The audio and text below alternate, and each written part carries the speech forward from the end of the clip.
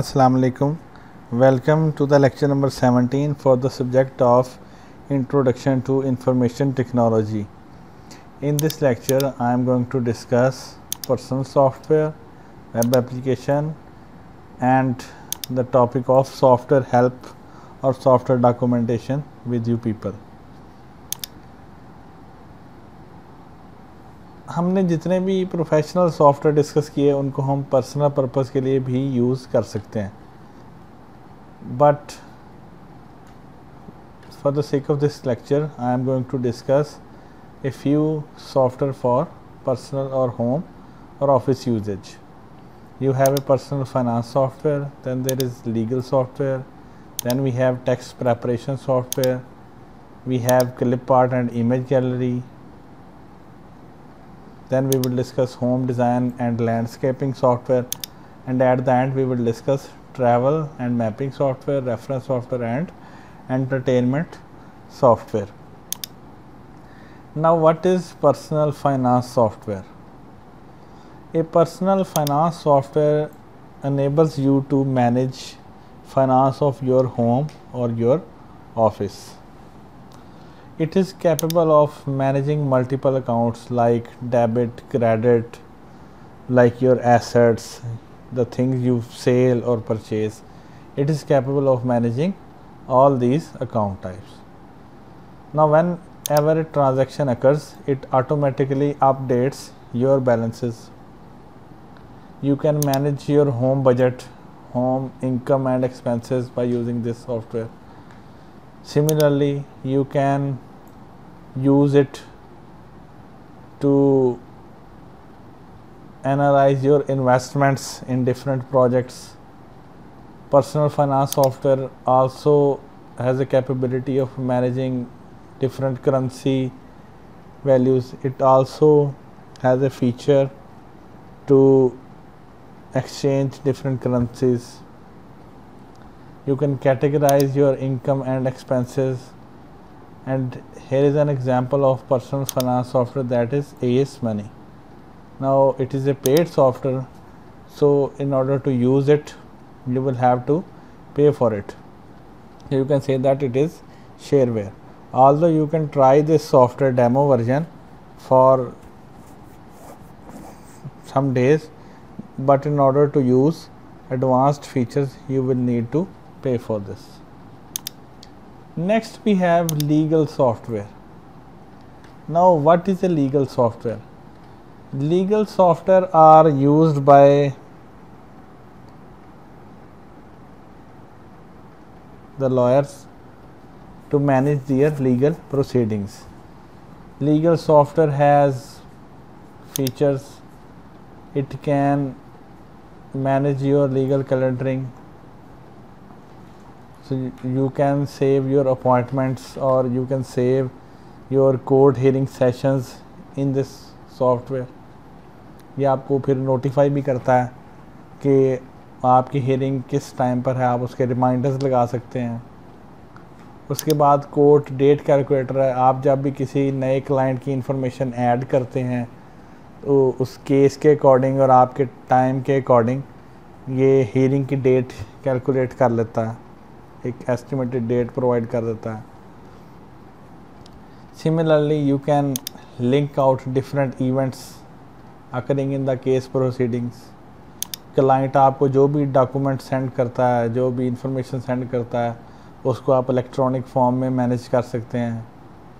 फिर आप इस पर एक टू डू लिस्ट बना सकते हैं कि आपने कौन कौन सी टास्क परफॉर्म करनी है और कौन कौन सी आपकी डेडलाइंस हैं, ताकि आप अपने काम को इजीली मैनेज कर सकें. It streamlines document management operations, so you don't need to carry a lot of files with you. Instead the software will manage electronic documents for you. It can calculate the fees according to your consultation time or according to your hearings. You can generate bills for your clients. So here is an example of attorney software or legal software. You can see that this software has details about different offices. It contains different files. It contains calendars, tasks, contents, then timesheets. Then you can also add notes. और आप किसी भी specific case की view कर सकते हैं. जैसे यहाँ पर आपको एक केस नज़र आ रहा है, उसके बाद आपको इसकी कॉन्टैक्ट इन्फॉर्मेशन नज़र आ रही है. फिर उसके बाद आपको ये डिफरेंट प्रोस्पेक्ट्स उस केस के नज़र आ रहे हैं. फिर उसके बाद उसकी डिटेल्स नज़र आ रही हैं. So this is basically an excellent legal software. Then we have tax preparation software, यानी एक ऐसा सॉफ्टवेयर जिसमें हम अपनी डिफरेंट डिटेल्स प्रोवाइड करते हैं और वो सॉफ्टवेयर उन डिटेल्स के अकॉर्डिंगली हमारे टैक्स को कैलकुलेट कर देता है. So a tax software basically has two portions. One is the data entry, second is the filing. In data entry, we add details about our assets, our salary, our property and any vehicles that we have.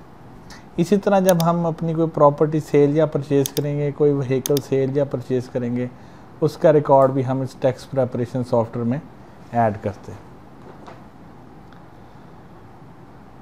और अगर हमने इन assets के against कोई tax पे किया है already, उसकी details भी हम इसमें ऐड कर देते हैं.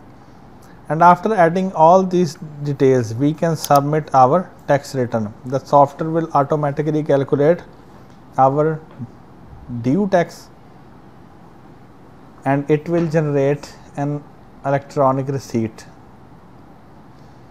इसकी एग्जांपल आपके पास क्या है, FBR का पोर्टल जो हम अपनी कंट्री में टैक्स रिटर्न्स को फाइल करने के लिए यूज़ कर रहे हैं. The next thing we have is clip art. Clip art is alternatively known as graphic art. Now a clip art is a collection of pre-made images or ready-made images that are used to illustrate anything. For example, you are seeing a teacup here. Now it is a ready-made image that is describing something. Most of the clip art today is created and distributed and used in the electronic form. Now this is an image file.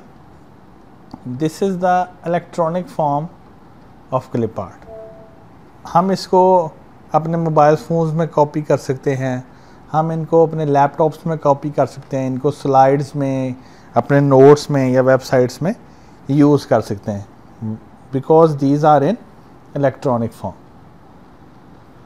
Now all clip art usages is governed by the terms of individual copyright and usages right. Now what do we mean by the term copyright?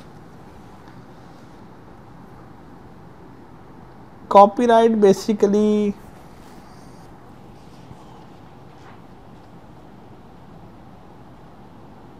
protects the work of a creator or artist. Copyright ये define करता है कि जो आपके पास कोई image है या आपके पास कोई सॉफ्टवेयर है, वो उसके क्रिएटर को बिलोंग करता है, यानी वो उस क्रिएटर के नाम पे. Just like we have publisher names on the books. So copyright क्या डिफ़ाइन करता है कि जो चीज़ किसी ने क्रिएट की है, मैं उसको अपने नाम से सेल आउट नहीं कर सकता, मैं अपने नाम से उसको डिस्ट्रीब्यूट नहीं कर सकता, मैं ये नहीं कह सकता कि ये चीज़ मैंने क्रिएट किया, because it is created by someone else. Now what is usages right? अब पहली बात तो क्लैरिफाई होगी कि मैंने ये क्लेम नहीं किया कि ये इमेज मेरी. यूजेज राइट ये डिफ़ाइन करते हैं कि क्या मैं इस इमेज को यूज़ भी कर सकता हूँ या नहीं, और अगर यूज़ कर सकता हूँ तो किस तरह से. क्या मैं इसको एज इट इज़ यूज़ कर सकता हूँ, क्या मैं इसमें अपनी नीड्स के अकॉर्डिंग मॉडिफिकेशंस कर सकता हूँ, क्या मैं इसकी कलर स्कीम चेंज कर सकता हूँ.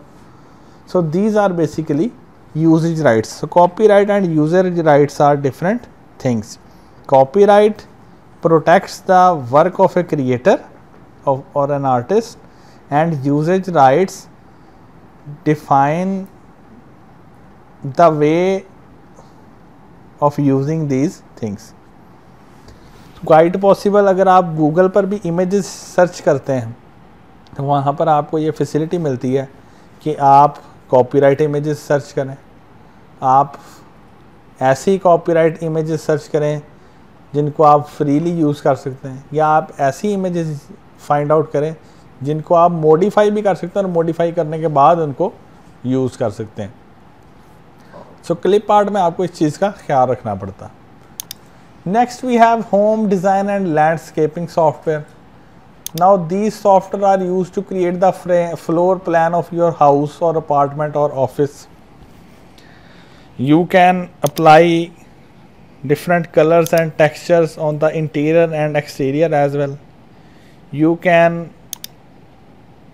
use furniture items to decorate the house. You can also plan the exterior of your house. या आप किस टाइप की टायर्स उस पर यूज़ कर सकते हैं. सो होम डिज़ाइन सॉफ्टवेयर आपको एक तो घर का स्केच क्रिएट करने की फैसिलिटी देता है, यानी आप एक्चुअल डायमेंशंस को यूज़ करते हुए घर का स्केच क्रिएट कर सकते हैं. सेकेंडली ये आपको फैसिलिटी देता है कि आप डोर्स एंड विंडोज़ यूज़ कर सकते हैं. थर्ड, आप पेंट ऑप्शंस और टेक्सचर ऑप्शंस यूज़ कर सकते हैं. और इसके अलावा एक्सटीरियर को मैनेज करने की भी ये फैसिलिटी आपको प्रोवाइड करता है. Then we have a camera view 3D. We can use a simulating tool to walk around the home to see if it looks good और नॉट. यानी हम जो भी चीज़ डिज़ाइन करेंगे उसको हम विजुअलाइज कर सकते हैं कैमरा व्यू के through. Now this is an example of home design software. AutoCAD example हमने प्रीवियस लेक्चर में डिस्कस की. इस लेक्चर में ये मैं NCH की एग्जांपल डिस्कस कर रहा हूँ. सो ये डिफरेंट आपके पास टूल्स एग्जिस्ट करते हैं जो होम आर्किटेक्ट को क्रिएट कर सकते हैं. जैसे अगर आप ये देखें तो ये आपको कैमरा व्यू प्रोवाइड कर रहा है. ये देखें डायरेक्शंस हैं आपके पास मूवमेंट के लिए. आपको एक्सटीरियर व्यू नज़र आ रहा है घर का, और जैसे जैसे आप फ्रंट पे मूव करते जाएंगे आपको इंटीरियर व्यू भी नज़र आना स्टार्ट हो जाएगा. आप यहाँ पर देखें तो आपको प्लांट्स मिल रहे हैं एक्सटीरियर के लिए, पाथ मिल रहा है, पूल्स मिल रहे हैं, इसी तरह फेंसिंग मिल रही है. इंटीरियर के लिए आपको डिफरेंट टूल्स मिलेंगे, बिल्ड करने के लिए आपको डिफरेंट टूल्स मिलेंगे, स्टोरीज़ को आप मैनेज कर सकते हैं इसके थ्रू. So this is basically a home design software. Then we have travel and mapping software. Google map और गूगल अर्थ दो popular travel and mapping software हैं. इसमें आपको डिफरेंट बिल्डिंग्स भी इंडिकेट कर देते हैं, आपको रोड्स इंडिकेट कर देते हैं, रोड्स के नाम लिखे आ जाते हैं, पॉपुलर प्लेसेस जो हैं उनके नाम लिखे आ जाते हैं, और इवन अगर आप उन पर क्लिक भी करें तो आप उनकी कॉन्टैक्ट इन्फॉर्मेशन और पिक्चर गैलरी को भी एक्सेस कर सकते हैं. Similarly you can use this software to find directions to certain places, just like जो उबर और करीम की ऐप्स हैं वो भी मैपिंग सॉफ्टवेयर को ही यूज़ कर रही. इसी तरह फूड पांडा वो भी ट्रैवल एंड मैपिंग सॉफ्टवेयर को यूज़ कर रहे हैं डायरेक्शंस को कैलकुलेट करने के लिए. So these are also some examples of mapping software. Next हमारे पास आता है referencing software. Now what is referencing? अगर आप रिसर्च आर्टिकल्स देखें या बुक्स देखें तो उन पे उनके लास्ट पे आपको बिब्लियोग्राफी नज़र आएगी. बिब्लियोग्राफी का मीनिंग क्या है? आप किसी जगह से कोई चीज़ रीड करते हैं, आप उस चीज़ को कोट करते हैं, सो आप उस चीज़ का एक रेफरेंस प्रोवाइड करते हैं. जस्ट लाइक मैंने कोई चीज़ रीड आउट की और ये मैंने आपको एक रेफरेंस प्रोवाइड कर दिया. Although it is a website reference, but in research work you can have book references or research paper references and other online references as well. So a referencing software enables you to create your own library. You can add your papers, research articles or book chapters in that library. You can import different documents and access your library online. Similarly referencing software आपके लिए references को generate करता है, citations को generate करता है और बिब्लियोग्राफीज़ को जनरेट करता है। फॉर एग्जांपल मैं यहाँ पर ओपन करता हूँ गूगल स्कॉलर। लेट्स सपोज मैंने गूगल स्कॉलर ओपन किया और यहाँ पर मैं लिख देता हूँ लेट्स सपोज ऑपरेटिंग सिस्टम।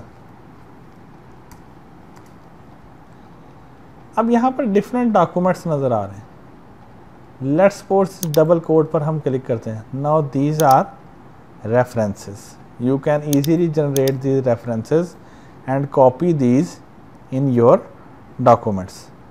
इसको हम साइटेशन भी कह देते हैं और रेफरेंसेस भी कह देते हैं। सो इसलिए बेसिकली हम रेफरेंसिंग सॉफ्टवेयर को यूज़ करते हैं। Referencing software can help you in building your own research network. One of the examples is Mendeley. Then we have entertainment software. You can watch movies and listen to music. You have the volume control and the equalizer. You have playback options. You can play, pause, fast forward or rewind videos.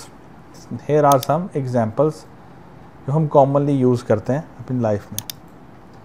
Now we have web application. Now what is a web application? A web application is a website that allows users to access and interact with software from any computer or device that is connected to the internet. पहले भी हमने इस चीज़ को discuss किया था कि एक website जो है उसका मेन पर्पज़ आपको इंफॉर्मेशन प्रोवाइड करना है, लेकिन एक वेब एप्लीकेशन जो है वो इंफॉर्मेशन के साथ साथ आपको यूज़र इंटरेक्शन भी प्रोवाइड करती है। जैसे फॉर एग्ज़ाम्पल हम फेसबुक पर पोस्ट क्रिएट भी कर सकते हैं, we can delete it, we can edit our post, we can share post, we can watch videos, we can like different posts or dislike different posts. So Facebook is a web application. इसी तरह जो Gmail है, इसमें हम email create करते हैं, email send करते हैं, ईमेल रिसीव करते हैं, कॉन्टैक्ट्स ऐड कर सकते हैं, कॉन्टैक्ट्स को डिलीट कर सकते हैं, फाइल्स अटैच कर सकते हैं. सो Gmail is a web application. Similarly, we have Google Docs. We can use Google Docs to create word processing documents. We can format these documents.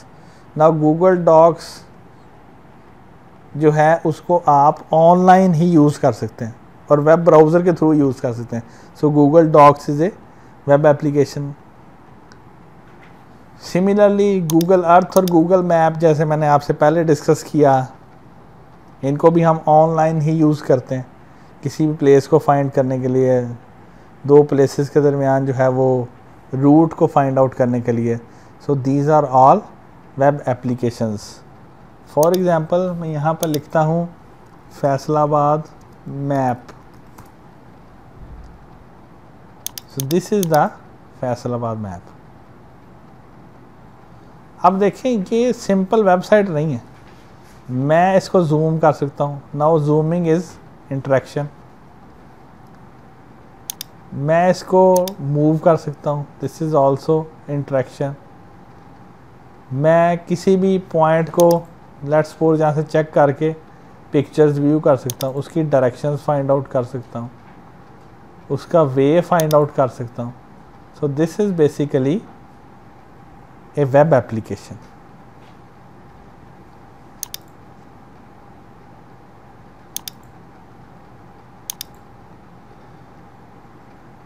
इसी तरह फ्लिकर है. फ्लिकर पे आप ऑनलाइन फ़ोटोज़ को edit कर सकते हैं. Now this is a web application.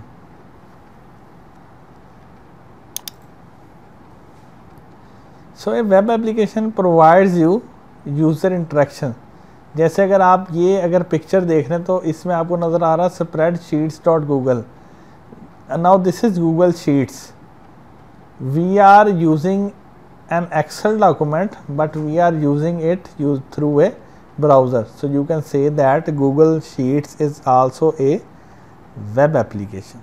तो web application आपको user interaction provide करती है, information के साथ साथ user interaction भी provide करती है. और यूज़र इंटरेक्शन सिर्फ यही नहीं है कि हम लिंक्स पर क्लिक करते जाएं और पेजेस टू पेजेस मूव करते जाएं। This is not user interaction.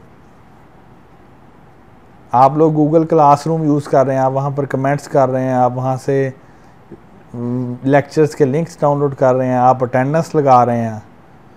So Google classroom is also a web application. Google meet पे आप मीटिंग्स कंडक्ट करते हैं, उसके थ्रू आप कैमरा ऑन एंड ऑफ करते हैं, माइक्रोफोन ऑन एंड ऑफ करते हैं, you can chat. Now Google meat is also a web application. Communication के लिए आपको हमारे पास कौन कौन से सॉफ्टवेयर हैं? We have web browser, we can use web browser to browse the internet. We have email software, that is a web application, or we can use Microsoft Outlook for this purpose as well. We have instant messaging, जैसे हम Facebook messenger use कर लें, WhatsApp messenger use कर लें, ये सारे के सारे इंस्टेंट मैसेजिंग के लिए। Similarly we can use groups, उनको हम चैट रूम कह सकते हैं। टेक्स्ट, पिक्चर और वीडियो मैसेजिंग के लिए हमारे पास बहुत सारे टूल्स हैं। व्हाट्सएप है, इसके अलावा वाइबर है, वी चैट है। We can use all these for communication. For blogging we have CMS like WordPress. This is also an application software. We have FTP for uploading and downloading files to or from a server. These are application software. We have video conferencing, जैसे Zoom है, Zoom के through आप video conference कर सकते हैं, live meeting कर सकते हैं। Now Zoom is an application software. अब हम डिस्कस करते हैं learning tools for application software. Learning tools का मीनिंग ये है कि आप एक एप्लीकेशन सॉफ्टवेयर को यूज़ करना कैसे सीख सकते हैं। Every software has online help.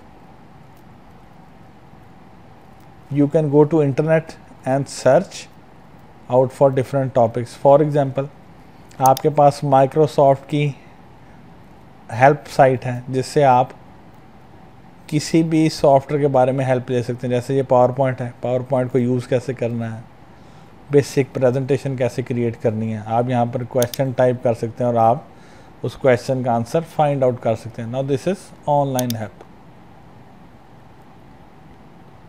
Now N online help is web based and it is updated constantly. यानी ये कोई स्टैटिक बुकिश कंटेंट नहीं है, इस पे लोग नए से नए क्वेश्चंस भी पोस्ट करते रहते हैं और उन क्वेश्चंस के आंसर भी पोस्ट करते रहते हैं। तो आप उन चीज़ों को रीड करके नया नॉलेज भी गेट कर सकते हैं। इसी तरह सॉफ्टवेयर को लर्न करने के लिए आपको एक लोकल हेल्प भी मिलती है जो हम F1 के थ्रू एक्सेस कर सकते हैं। But modern software are again using online help. जैसे मैंने ये हेल्प ऑन की, so this is basically an online help.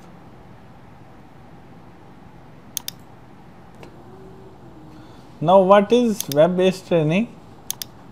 Web-based training is a type of CBT that uses internet technology and consists of application software on the web. Web-based training जो है वो basically एक computer based training है। और computer based training में क्या होता है कि हम इंटरनेट को यूज़ कर सकते हैं। जैसे हम YouTube पर जाकर किसी भी चीज़ के tutorials देख सकते हैं। You can go to YouTube and type Microsoft PowerPoint course. You will get a number of videos. You can watch these videos easily to learn the use of PowerPoint. इसी तरह हमारे पास distance learning है। Now distance learning is the delivery of education at one location while the learning takes place at other locations. For example, virtual university. Whenever a person takes admission in virtual university, he receives CDs or DVDs of virtual university lectures. अब इसमें होता क्या है कि जो virtual university के lectures हैं वो रिकॉर्ड किसी लोकेशन पर किए गए, and that is the location where lectures were delivered. Now these lectures will be distributed among students, and students can view these lectures at their home or offices. So the learning takes place at other locations. Next जो हमारे पास distance learning है उसके लिए specialised application software होते हैं. You can check the assignments of different subjects. You can submit your assignments. There is a discussion forum. You can post your questions there and get yourself involved in some discussion. You can give online quizzes. You can access different lecture materials including notes, books and other things. Similarly, आप teacher के साथ problem discuss कर सकते हैं distance learning software को use करके. You can check your date sheet, और different जो डिस्टेंस लर्निंग प्रोग्राम के सॉफ्टवेयर हैं वो आपको कस्टमाइज्ड डेट शीट की ऑप्शन भी देते हैं कि आप अपनी चॉइस के अकॉर्डिंग भी डेट शीट खुद से क्रिएट कर सकते हैं. फिर उसके बाद we have a notice board in this software. Teacher can post different things and all the students will receive these things. जैसे अगर आप गूगल क्लासरूम की बात करें तो उसमें भी कुछ इस तरह के ही फंक्शंस हैं. उसमें आपको असाइनमेंट्स भी मिल सकती हैं, अटेंडेंस एंड क्विज भी हो सकते हैं. So you can say that Google classroom is a good general platform for distance learning.